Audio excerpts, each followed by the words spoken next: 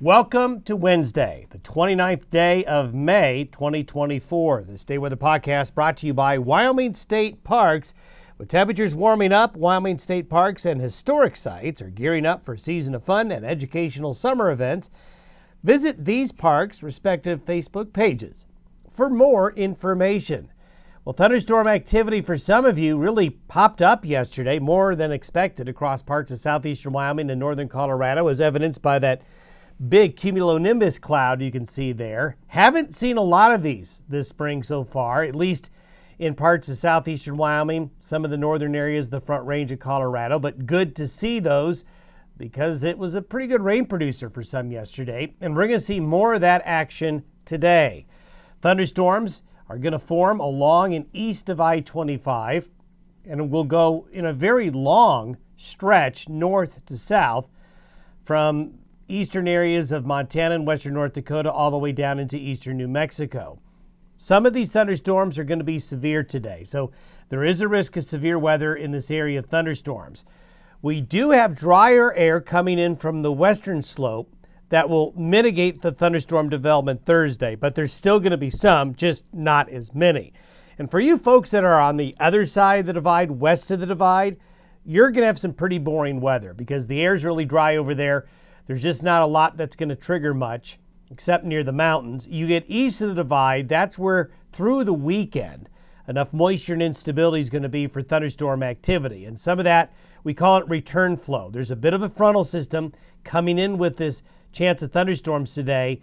Then behind the front, you always have some drier air. Then the flow of moisture sometimes comes back up from the south and east, up against the Front Range. That's what we're going to see for Friday and Saturday, maybe into Sunday, with the return chance of late day showers and thunderstorms creeping up and along and east of the Front Range out into the plains, continue dry on the western slopes. As you can see, a great shot here where you can see the thunderstorm that developed between Laramie and Cheyenne yesterday. You can see very strong updraft right here forming, and that led to a really mature thunderstorm that you saw in that first picture there as it developed, then headed east-southeast out of southeastern Wyoming into northern Colorado, and just blew up into a very large organized thunderstorm cell that put on quite a show in terms of clouds. We had mammatus clouds, and we also had, and I know a lot of you probably experienced this, we had a lot of lightning that put on quite a light show last night. So, more clouds mean more good cloud photos and hopefully more precipitation. The satellite imagery this morning shows the area of showers and thunderstorms that led to severe weather down there yesterday. What's left of it, here's the next trough, frontal system coming in. And as we talked yesterday, there's going to be a convergence of events. This system coming in from the Pacific Northwest, this trough and the associated cold front, is advancing eastward. That's going to lead to a lot of instability, colder air aloft that will get the showers and thunderstorms initiated a bit earlier today.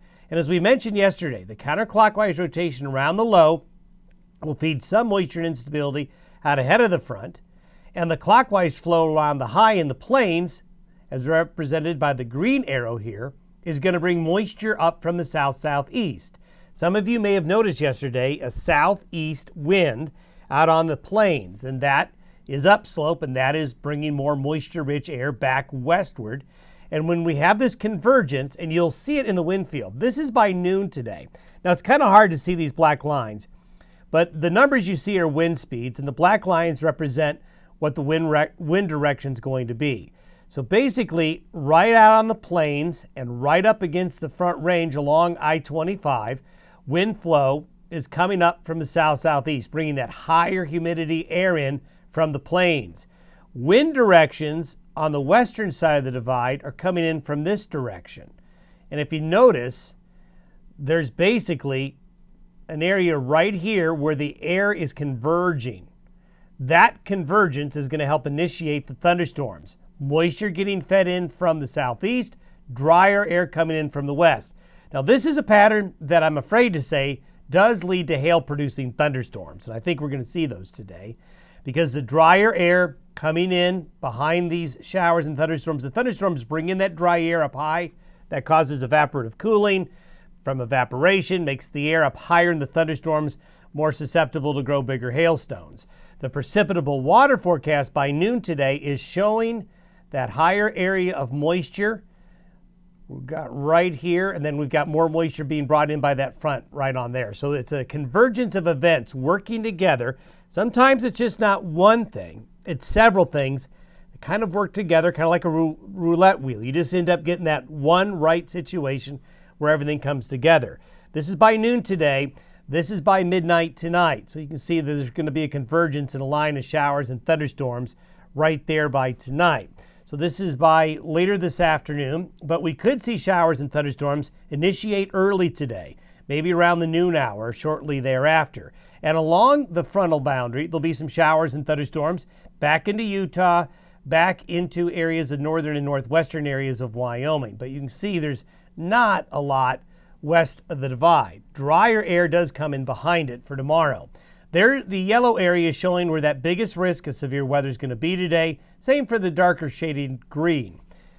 The risk of tornadoes is going to be more down into southeast Colorado, the panhandles.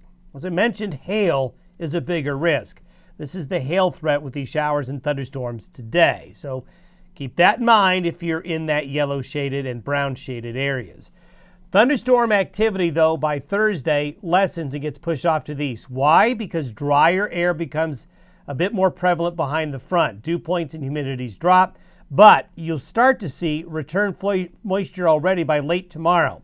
So there may be some Colorado front range and southeastern Wyoming front range thunderstorms late Thursday afternoon and evening and Thursday night, while dry air intrudes that area. By Friday, we have a little wave, the same wave that came through later today, out onto the plains. A low sits up in south central Canada, but there's little ripples. There's another little low here. There's a couple little disturbances riding along this flow. That is going to combine with some moisture coming up from the southeast.